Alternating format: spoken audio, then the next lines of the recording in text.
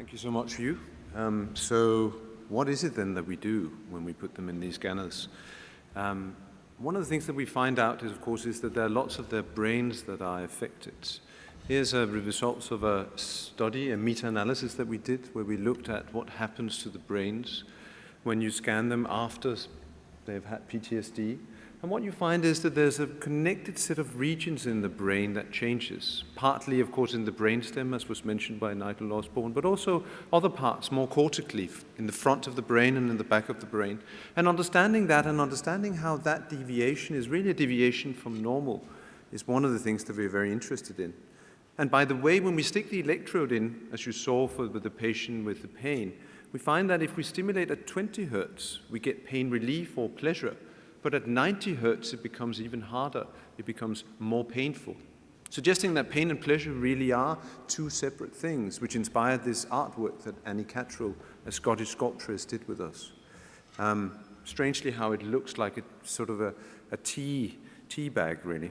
So what is it then that is deviating? Well, clearly, as you're sitting here, and especially before when we heard the wonderful band, your pleasure centers was going along like crazy.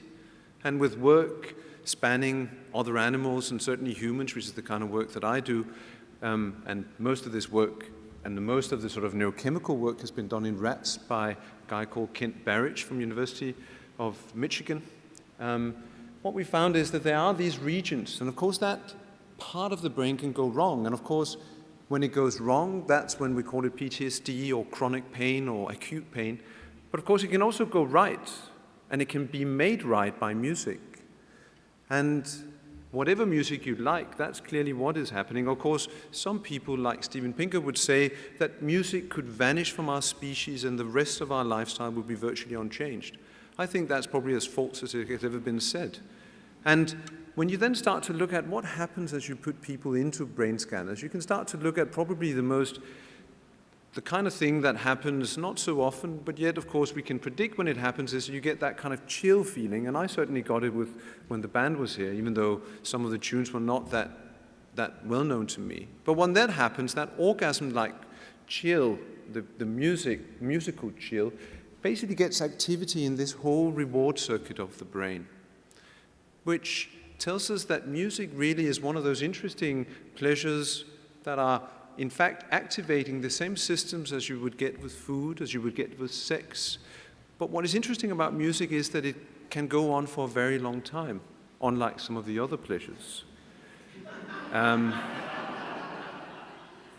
of course, one of the things that really gets music very exciting is not just the chill, because of course what you do after the chill, but the funny thing about music is that you stay in the zone, as it were. And the way you stay in the zone, of course, is to do with the rhythm. And it points to something really quite peculiar and very important about music, namely that expectation, anticipation is at the root at every level of musical compositions. Now, rhythms is an understudied thing, and yet I would argue that it's probably one of the most important things, because it also shows us what Nigel again showed very nicely with the kids, that it gets us moving, and that there is a very strong connection between emotions and movement.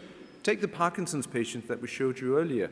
60 to 70% of those Parkinsonian patients will be shown as clinically depressed even before they get any of the motor symptoms. Again, linking emotions and movement very closely together. So what is it then about rhythmic displacement? What is it about expectations? It's a bit like the Rubens face vase. You can either see the face or you can see the vase, but you can't see both of them. You can either hear the rhythm or you can hear the displacement. And so what is it about that?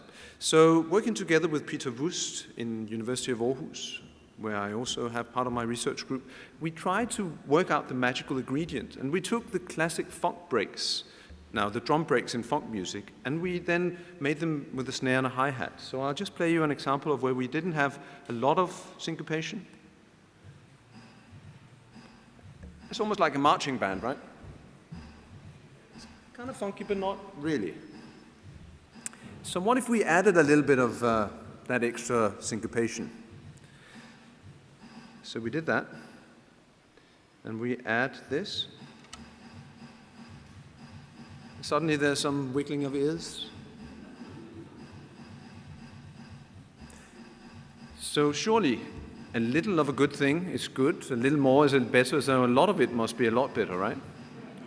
So what if we did that? So we took, again, the same amount of information, if you like. So if you look at the entropy of these, they have the same entropy, but it's just that we place the beats in different parts. So here's one with a lot of syncopation.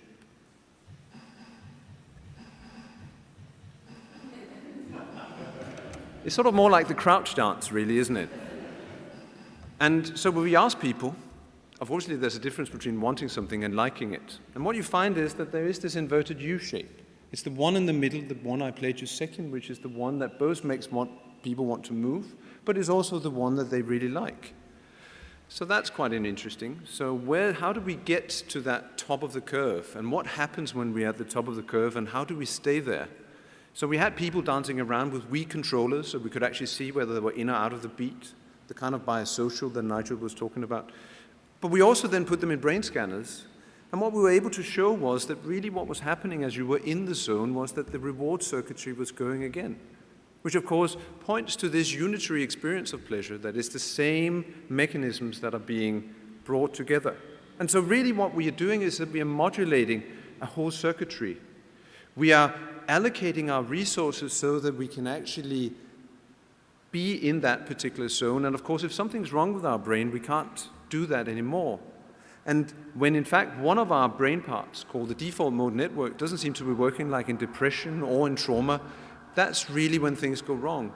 And then of course the question becomes, what can we do about that? And for this, because my time is up now, my PhD student Kira from University of Aarhus will tell you a little bit about what we might be able to do with traumatized refugees. So please, Kira.